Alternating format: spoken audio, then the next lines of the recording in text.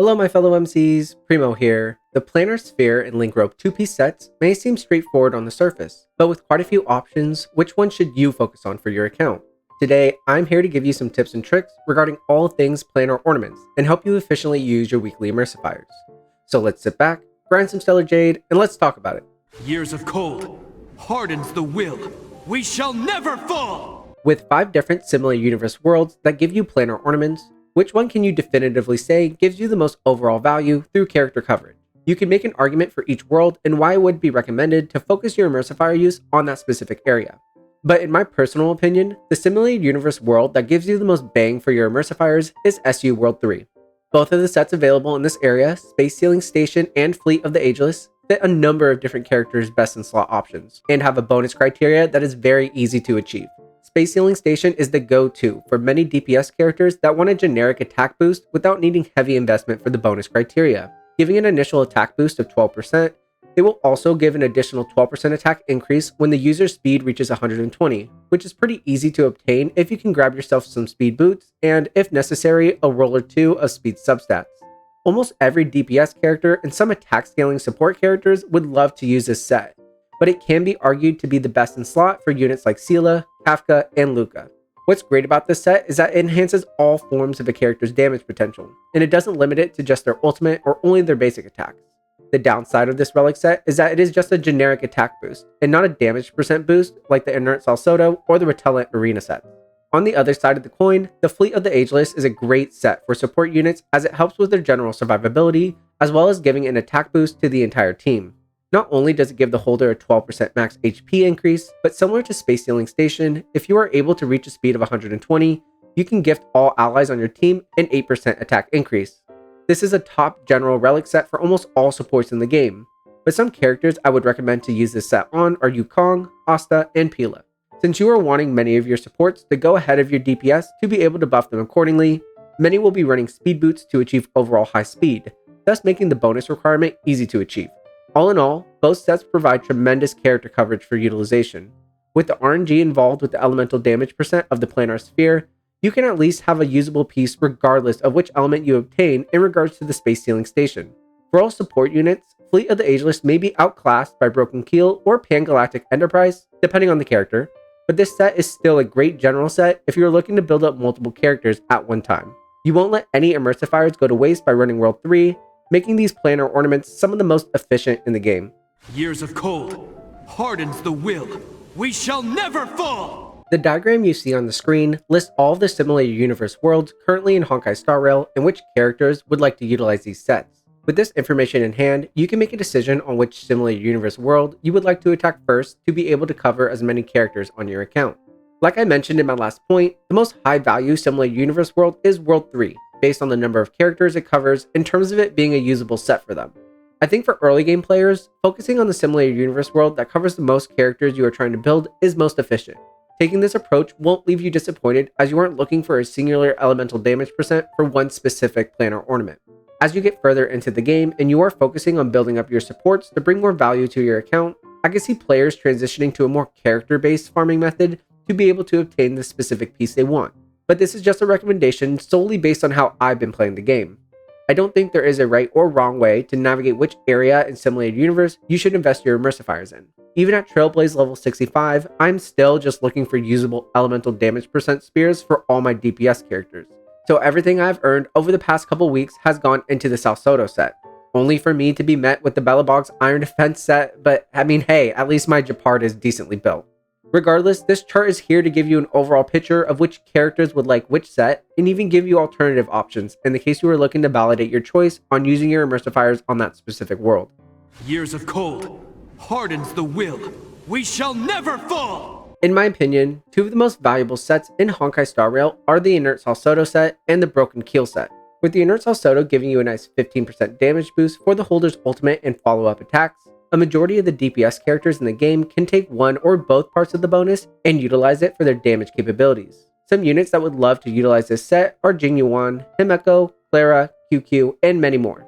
What is also nice about this set is the crit rate requirement, which requires you to only have a 50% crit rate to activate that extra damage boost. If you are getting lucky on your crit rate substat rolls, you can safely use a crit damage body piece for many characters, especially those with crit rate built into their kit. Now, there is another DPS set that was just released in version 1.2 that deals with the other side of a character's damage potential, which is in their basic attacks and skills, called the Repellent Arena. The only downside to this set is the high crit rate requirement, which sits at 70%, but with the 2-piece bonus giving the holder 8%, you are looking at a more realistic number of 62%. Some characters I would recommend utilizing this set are Blade and Su Sheng, since the majority of their damage stems from their enhanced basic attack and skill respectively. You can also make an argument that characters like Welt, Arlen, and Hook could utilize this, but I wouldn't recommend it for one reason or another. When comparing these two DPS sets, which would I recommend? It would have to be the Inert Salcedo, solely due to the fact that the crit rate requirement to obtain the bonus is not as steep. The Broken Keel set can be argued to be the best in slot for many supports. Not only is Effect Res very useful to counteract being crowd controlled, but the 10% crit damage boost to all allies creates a major DPS boost when entering battle. Needing only 30% Effect Res to trigger the set bonus is quite obtainable, either through traces or substats from other relics. The characters that I would highly recommend throwing this set on are any healer or shielder you have on your account, or high-end supports like Bronya and Ting Yun. Especially in Memory of Chaos, where many of the bosses have CC capabilities, two examples being Kafka and Decaying Shadow.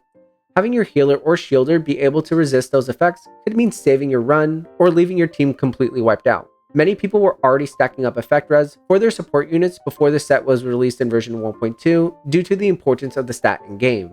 But now players can be rewarded for focusing on this stat by giving your team that incredible crit damage bonus many DPS units so desperately need. Years of cold hardens the will. We shall never fall! Some of my least favorite and overrated sets are the Celestial Differentiator and the Talia Kingdom of Banditry. For the Celestial Differentiator, its biggest downfall is the 1-turn limit it has for its crit rate increase. On the surface, the relic seems great. It gives you a 16% crit damage boost, and if you have 120% crit damage overall, you get 60% crit rate at the start of the battle. That 60% crit rate is gone for the rest of the battle. Especially if you are basing your overall stats on that 60% crit rate increase, you can be left with an imbalanced ratio of crit damage versus crit rate once the initial turn is passed. The only character that I can think of that would like to use this set is Bronya, because she would like that 16% crit damage increase. But with Bronya being the only viable user of this set, it's just something that I can't recommend farming for. The reason why Talia Kingdom of Banditry is on this list is because Break Effect as a stat is just okay and situational. And the speed requirement for this stat is just absurd. It will give you a guaranteed boost of 16% break effect, but you will need 145 speed to get an additional 20%. I can see this maybe being better if it were 120 speed like the Space Sealing Station or Fleet of the Ageless, but I'm genuinely curious how the Honkai team decided on that number. Break effect as a stat is situational, since you need to have the weakness of that enemy to even have a chance of breaking the toughness bar, and on top of that, you need the holder to actually cause the break effect, and not one of the other allies on your team. You would be better off getting more consistent damage through an attack percent or damage percent increase. Years of cold hardens the will. We shall never fall! An energy regeneration rope might be the most valuable relic main stat in the game. I think you can make an argument that it is even more important than an elemental damage percent sphere or a crit rate or damage body piece. The reason why ERR is so important is for two reasons. 1, you aren't able to obtain energy recharge in the substats of your relics, and 2, having consistent ultimates from your support units can help keep consistent uptime on buffs or debuffs, helping with your team's overall DPS. Based on data from a Chinese user, they calculated the drop rate of the ERR rope to come out to a little over 5% when you compare it to all the other link ropes they obtained from farming, which is astronomically low compared to every other main stat shown in the graphic. But this can be deceiving because of how many ropes you can obtain from Simulated Universe drops in comparison to Planar Sphere and body pieces. We can break it down statistically between speed boots, crit body pieces, and ERR ropes. There's a 1 in 8 chance, 2 sets of 4 pieces at each farming spot, of getting boots in the right set. This is about 12.5%, then 14% to get the speed main stat. That's a 1.75% chance of getting speed boots you need. For a crit rate body piece, it's closer to 1.25%, and for an energy regeneration rope, it's a 1/4 chance to get 1 in the right set, and then 5% to get the ER main stat. So it's also about a 1.25% chance when you break everything down. Some units in Honkai who would really like to utilize an ERR rope are Asta, Pila, Natasha, Ting Yun, and Bronya. Since ERR ropes are so rare, anytime I attain one, I will immediately get it equipped on one of my supports, even if that means it causes me to lose out on the 2-piece set bonus. It's more valuable to be able to get your ultimate off on cooldown than it is to get that extra little bonus boost from the complete Planar ornament set. Years of cold hardens the will. We shall never fall! My rule of thumb when initially building out characters in Honkai Star Rail is main stats over set bonuses. I can't justify putting an attack percent link rope on my Ting Yun just because it's on the right set when I have an energy regeneration rope on the other set that will help her ult uptime and overall team synergy. You have to consider what is more valuable here, the ERR rope and elemental damage percent sphere, or that 8% attack boost you are getting from the 2-piece bonus.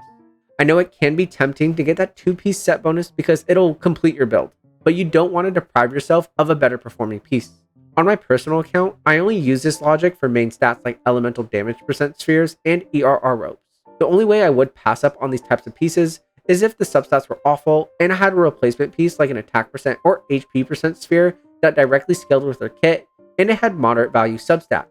With that replacement piece also being on the right set, the set bonus, substats, and suboptimal main stat could make up that difference between an elemental damage sphere or just an attack percent / HP percent one. I definitely think rainbow sets are underrated, only because people are so focused on building the perfect unit.